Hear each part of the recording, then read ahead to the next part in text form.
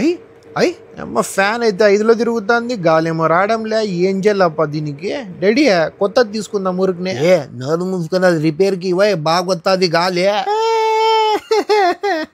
వీడు వాని అమ్మ పాలు సరిపోక నా పాలు కూడా తాగుతా ఉంటాడు. ఊరినూరిన ఏంటికి ఏడుస్తా అంటావురా నువ్వు? నైనా అన్నయ్య పెన్సిల్ నీ పెళ్లి క్యాన్సిల్ పిల్లాట్లో తెలుసు కొడుక కామెడీ చేసి కొడతావరా నువ్వు? ఉండే నాన్నకు చెప్తా. డాడీ ఎండాకాలంలో ఇట్లా చల్లగా కొలా కింద పండుకుంటే బల్లే ఉంటుందప్పా. మమ్మీ డాడీ ఎక్కడున్నారు?